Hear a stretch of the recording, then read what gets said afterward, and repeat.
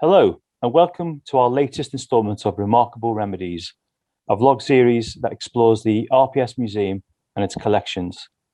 I'm Gino Martini, the Chief Scientist of the Royal Pharmaceutical Society, and today we are joined by our Museum Officer, Catherine Walker, who's going to give us a virtual tour of the museum. Hi, Catherine, how are you today? I'm good, thank you. How are you, Gina? Doing very well. Great. So, unfortunately, we can't access the museum at the moment because it's closed. So, I'm not able to give tours in person. I thought this would be a good opportunity to give you a digital tour of some of the displays that we have here. Oh, well, that's interesting. I've actually been on the tour of the museum itself, but I can't say I've been on a digital tour. So where are we going to begin, Catherine? So, we're going to begin our tour at this iconic display of Delftware jars. It's a common symbol of pharmacy. Using jars to store medicines has been a common practice for millennia. The practice of creating tin glazed pottery originated in the Middle East and then travelled up through North Africa, up to Spain, into Europe by the 16th century. It reached the Netherlands, and this is where it gets its name, specifically the town of Delft, that produced so many jars that it lent its name to the type of jar, Delftware jars. Well, it's interesting to think about the different cultures that have influenced this symbol of pharmacy. Some that are clear from looking at the jars, and others not so clear. Yeah, definitely. So Delftware came to London in the 1570s from Antwerp in northern Belgium, where Huguenots were escaping religious persecution. So there's another cultural layer built into the jars. And there's many different styles of Delftware jar that tell us what region they were made in. It's also interesting to know that there was a kiln in Wapping, walking distance from the Royal Pharmaceutical Society headquarters. Delftware jars also show us the status of apothecaries at the time. If they could afford these jars, it signaled that they were successful at their craft and could afford good quality exotic ingredients. So this leads me to the next section of the tour, which explores the Georgian pharmacy. So that's a very interesting point there. Before we go into Georgian pharmacy, that the quality of the jar meant the pharmacy was successful, and therefore the ingredients were trusted. So I must admit, I never knew that. That's a really interesting point. So, what makes Georgian pharmacy different to modern pharmacy? What's the defining feature? Yeah, so this period is a really interesting period because it looks at it. It's the period where we see pharmacy and medicine moving away from traditional forms of practice that have existed for thousands of years towards newer scientific breakthroughs like Edward Jenner's inoculation against smallpox. So an example of this is the concept of the four humours, which have been a fundamental part of medicine since ancient Greece. The idea that the body is made up of four elements: blood, yellow bile, black bile, and phlegm. And these were all impacted by external elements, so hot, cold, wet, dry. So if all your humours were in balance, then you were healthy. And if any of these were out of balance, this would be the cause of disease. So, for example, fevers were often associated with being hot and wet. And here we have an object that would have been used to treat that. So you would go to an apothecary with your fever and they would let the blood out. They would use leeches or sometimes an object like this, which is a scarificator. So they would use it to cut into your skin and let out the excess blood, which would have been collected in a bowl. It wouldn't really have had any beneficial effect. If anything, it could have made things worse. But despite that, the move to more scientific methods didn't take place until maybe the 19th century in terms of bloodletting. Oh, very interesting. But it is interesting, isn't it? I think leeches are being used in modern medicine for certain blood disorders. So almost go back to our roots. And of course, you mentioned Edward Jenner, and it'd be remiss of me not to highlight Edward Jenner's remarkable vaccinations, bearing in mind we're in the middle of yet another COVID-19 pandemic. So shows about history repeating itself. I think it's a really, really interesting point. But I suppose it's also interesting to remember just how recently some of the advances in medicine and practice took place. Some of these practices were still taking place when the RPS was founded nearly 180 years ago, weren't they?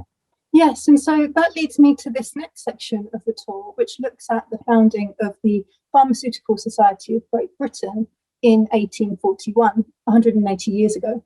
The society developed in order to promote the profession's interests and advance scientific knowledge. So in 1843, the society was given a royal charter by Queen Victoria, and in 1844, the society received its coat of arms. And that's what we're going to have a look at next. So here we have this stained glass window that was created in 1888, and it came from the examination hall of the Society's first headquarters that was in Bloomsbury Square. So, I mean, the RPS has a rich history of representing and supporting the pharmacy profession as well as pharmacists. Can you tell me more about how this aim was represented in this stained glass window? Sure. So in this stained glass window, the pharmacy profession is really represented through symbolism. The crest itself is split up into 4 quarters, and there is a dove with an olive branch that represents peace, an aloe plant that represents the use of plants in treatments, the snake and staff, which is a common symbol of medicine, and an alembic and receiver, which was used to distill medicines and represents the chemical knowledge of the pharmacist. So in the centre, there are some scales, and that's another tool that the pharmacist would use. On the top of the crest, you can see a stag, and that represents wisdom and long life. And then above that is a pestle and mortar, which represents another tool that the pharmacist would use. On either side of the crest, we have 2 supporters. We have Galen and Ibn Sina. So Galen was a Greek physician who lived under the Roman Empire in the 2nd century AD. He is considered the father of medicine, and he is holding a balance, a symbol for accurate dispensing of medicines. Ibn Sina, who's sometimes known as Avicenna or Avicenna, is a medieval Muslim scholar who wrote the Canon of Medicine, which was translated into Latin and Hebrew. His writings were used right up until the 18th century, and he's holding the staff of Asclepius, and he represents the art of healing. Very interesting. There is a lot of symbolism there, and it really showcases the depth of knowledge and experience that is needed to become a pharmacist. The profession has changed a lot since this window was made. Can you speak more about some of the earlier skills that would be needed by a pharmacist? Yes, so in the museum, this next display focuses on medicines themselves. There were many different methods of procuring and preparing ingredients to turn them into medicines, and this was carried out by the individual pharmacist on their own premises. So this tincture press was used to express the juice or oils of a plant so that they could be dissolved into alcohol, which would make the tincture.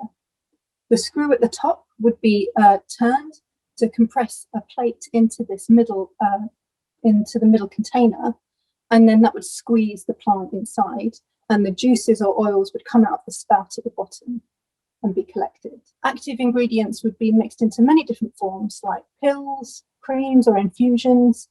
The way drugs would be administered depended on the ingredients or the purpose of the medicine.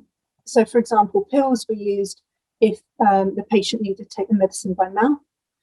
Infusions often had no preservatives, so would need to be taken immediately. And a cream would obviously be designed to administer to the skin. So we've just looked at medicine from the point of view of the pharmacists and how they would make medicines. We spoke in the previous vlog about how patient care is at the forefront of the profession. Can you talk more about how medicines are used to treat patients? Yes, of course. So this section looks at the medicines that we take and explores the use of some of the more medicines that were used around pain relief. So relieving pain has been something that preoccupied humans throughout our history. Opium has been used for millennia and is a real powerful pain reliever. But many of the drugs that we consider illegal now were used throughout our history for pain relief. Cocaine was a common treatment in the early 20th century for anything from a sore throat to eye pain. And cannabis was said to have been taken by Queen Victoria to relieve her pains. One common cause of pain is inflammation.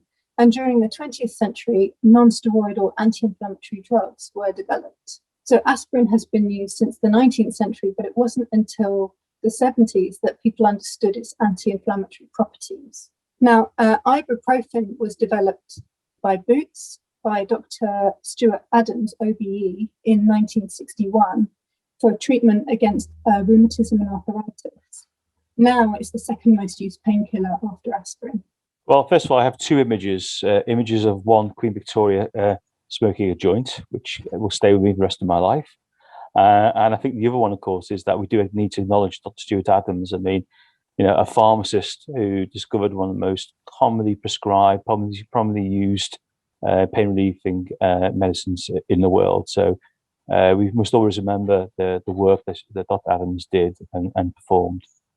Outstanding. So, okay, so if we take another look, so it's interesting to think about the history of drugs we take for granted, isn't it? I mean, you want to shed more light on that, please, Catherine? Yes, so this next section, in the final section in the museum, looks at the history of medicines that are commonly used today. So I'm going to take a look at insulin. The link between insulin and diabetes was discovered in 1901 by Eugene Opie. And then this led to further research into how insulin could be extracted from animals. That led to the development of a method to administer it to humans. In the 1920s, a team from the University of Toronto developed the first medically administered insulin.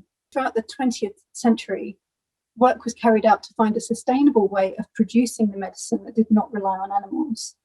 In the 1960s, synthetic insulin was developed, and that was later called human insulin. And this was to clarify the difference between the synthetic and animal-derived product. Now, insulin is an example of the impact drugs can have on an individual's life. Before its development, a patient with type 1 diabetes would have a life expectancy of 3 years after diagnosis. Now, patients can live into their 80s with type 1 diabetes. So it really is a success story. Well, it's a remarkable success story.